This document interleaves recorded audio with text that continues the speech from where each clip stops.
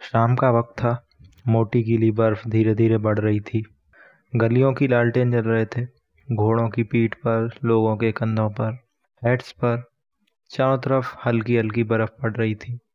तो एक cab driver, घोड़ा गाड़ी चलाने वाला, अयोना नाम था उसका, पूरा सफ़ेद हो रखा था। बर्फ से पूरा ढका हुआ था। देखने में एकदम भूत की तरह लग रहा था। वो झुका हुआ बैठा था।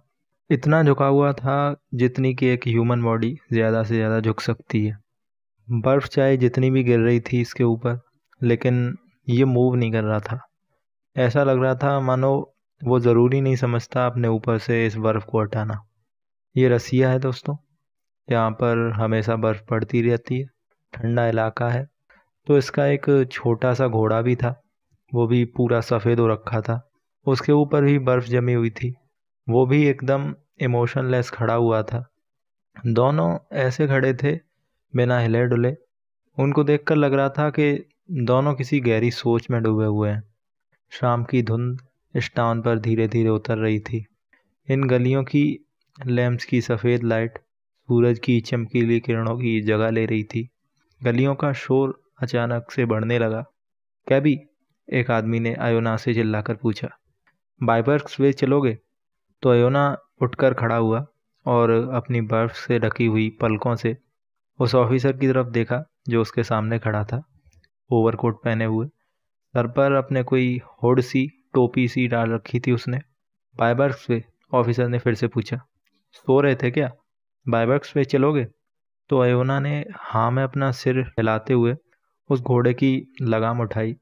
वो ऑफिसर एक लंबी सांस भरता हुआ सीट पर बैठ गया और अयोना ने अपने घोड़े को एनकरेज करने के लिए अपने मुंह से एक आवाज़ निकाली। घोड़े ने भी हंस की तरह अपनी गर्दन को बाहर खींचा और अपने पैरों को सीधा किया। अब अयोना की एक आदत थी कि वो चाबुक मारता था, हल्की सी चोट मारता रहता था चाबुक से। हालांकि इसकी कोई ज़रूरत नहीं थी, लेकिन फिर भी वो मारता रहता था अपने घोड़े को। घोड़ा चल दिया।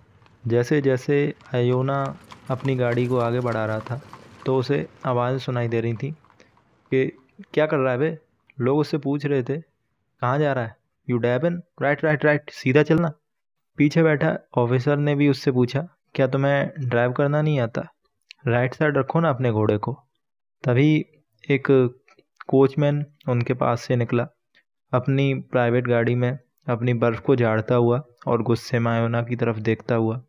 तो पीछे से ऑफिसर ने मजाक मजाक में बोला, कितने लुच्चे लफंगे लोग हैं। फिर अयोना ने पलटकर उस ऑफिसर की तरफ देखा, अपने लिप्स को हिलाने लगा, जैसे वो कुछ बोलना चाहता है लेकिन बोल नहीं पा रहा था। तो ऑफिसर ने अपनी तरफ से पूछा, क्या हुआ? फिर अयोना ने बहुत हल्की सी उसकी तरफ स्माइल दी और बहुत कोशिश करने के बाद उसके मुंह से कुछ निकला। बोला, साहब, इस हफ्ते मेरा बेटा गुजर गया। बैरन। बैरन नाम था उसका। उसकी आवाज़ में एक दर्द था। अच्छा, कैसे हुई उसकी डेथ? ऑफिसर ने पूछा।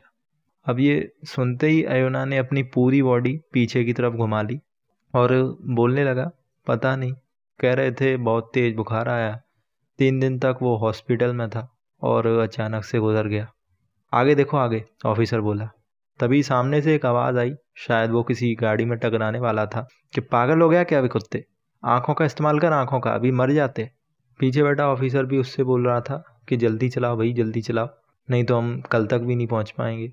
अब उसने अपनी गर्दन घुमा ली, आगे की तरफ देखने लगा। घोड़े को चाबुक भी मार रहा था।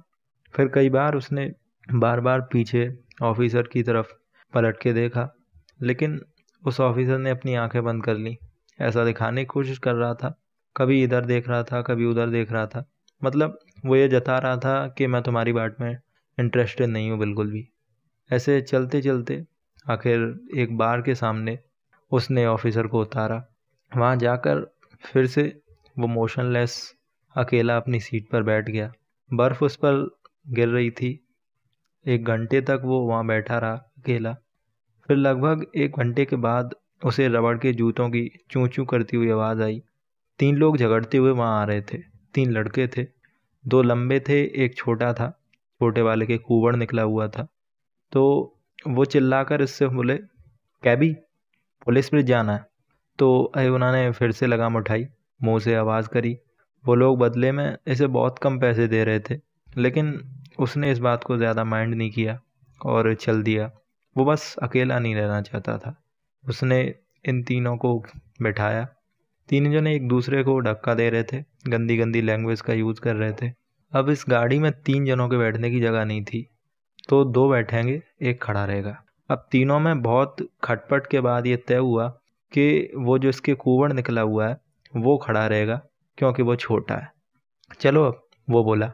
जैसे तैसे करके उसने अपनी सीट ली। अयोना की गर्दन पर वो सांस ले रहा था। वो चलते हुए अयोना को बोलता है कि ये जो कैप तुमने पहन रखी है ना, पूरे पीटर्सबर्ग में सबसे बेकार टोपी है। तो अयोना ने हंसकर बोला, हाँ ये सच है। उनमें से एक बंदा बोला, मेरा तो सर फटे जा रहा है, कल रात को मैंने 4 बोतल पी ली। तुम झूठ क्यों बोल रहे हो? ऐसा बोलकर वो आपस में झगड़ने लगे, लड़ने लगे। इसी बीच वो छोटा वाला अयोना पर फिर से चिल्लाया, ये क्या तरीका है गाड़ी चलाने का? चाबुक का इस्तेमाल करो, हमें जल्दी पहुंचना है। वो चुपचाप सुनता रहा। ये लोग पीछे बैठे बैठे उसकी इंसल्ट कर रहे थे, लेकिन ऐसा होने से धीरे धीरे उसका अकेलापन कम हो रहा था।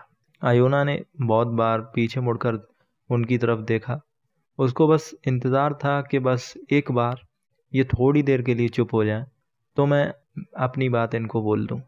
फिर जैसे ही थोड़ी देर के लिए वो चुप हुए, तो ये धीरे से बोला, इस हफ्ते मेरा बेटा मर गया। हम सबको एक दिन मर जाना है। कुबड़ा हफ्ता वो चिल्लाया, तुम अभी जल्दी चलाओ। फिर ये लोग बात करने लगे। तो एक ने पूछा, क्या तुम शादीशुदा हो? तो अयोना हंसकर बोला, हाँ मेरी वाइफ है, मेरा एक बेटा भी था जो इस हफ्ते गुजर गया। अब देखो मैं जिंदा हूँ, कितनी अजीब बात है ना। मौत गलत दरवाजे पर आती है। मुझे ले जाने की बजाय मेरे बेटे को ले गई। वो पीछे मुड़ा और उन लोगों को अपनी बात बताने लगा। लेकिन तभी उस समय छोटा वाला बोला, थैंक गॉड हम पहुंच गए। और वो लोग अयोना की कैब से उतर गए और अयोना उन लोगों को देखता रह गया और वो अंधेरे में गायब हो गए। एक बार फिर से वो अकेला हो गया। शांति से सोचने लगा, इधर उधर देखने लगा कि इतने सारे लोग हैं, यहाँ वहाँ जा रहे हैं, इनमें से एक लोग भी ऐसा नहीं है जो मेरी बात सुन सके। उसे लग रहा था उसके दिल में इतना दुख है कि अभी उसका दिल फट पड़ेगा और उसमें से इतना दुख निकलेगा कि जिससे ये पूरी अर्थ ओवरफ्लो हो जाएगी। तभी एक कुली टाइप का आदमी इसको दिखता है। शायद ये इससे बात करने में इंटरेस्टेड हो, तो उससे जाकर पूछता है, टाइम क्या हुआ है दोस्त? तो वो बोलता है 9 बज गए। लेकिन वो भी फिर इससे बोलता है, अब यहाँ क्यों खड़े हो, जाओ यहाँ से। अयोना आगे बढ़ गया और सोचने लगा कि यूज़लेस है लोगों से हेल्प मांगना। लगभग आधे एक घंटे बाद में वो देखता है कि वो काफ़ी जल्दी वापस आ गया था। आज ज़्यादा कुछ कमाया भी नहीं था। वो सोचने लगा घोड़े को क्या खिलाऊंगा। तभी उसको एक यंग कैब ड्राइवर दिखा, तो ये उसके पास गया और अपनी कहानी सुनाने लगा कि अच्छा सुनो, तुमको पता है मेरा बेटा गुजर गया हॉस्पिटल में। बड़ी लंबी कहानी है। ये सुनाता गया, लेकिन वो आदमी लेटा लेटा सो गया।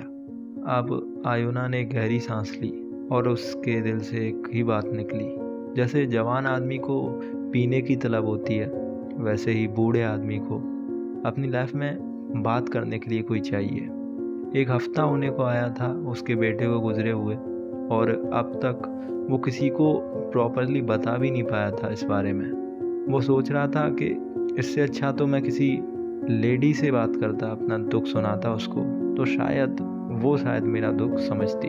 वो बताना चाहता था कि उसका बेटा बीमार कैसे हुआ, उसने कैसे सफ़र किया, बिना कुछ कहे ही चला गया, कैसे उसकी बेटी गांव में ही रह गई। ये सब बातें बताना चाहता था वो किसी को। अब वो अपने घोड़े को देखने गया। खाने और सोने का टाइम हो गया था उसका। आज वो अपने घोड़े को अनाज नहीं खिला सकता था, सूखी घास ही थी उसके पास खिलाने को। वो उस घोड़े की ब्राइट आइज में देखकर बोलता है, आज मैंने ज़्यादा नहीं कमाया, बस ये सूखी घास ही है। मैं बूढ़ा हो गया हूँ ना, ढंग से ड्राइव भी नहीं कर सकता।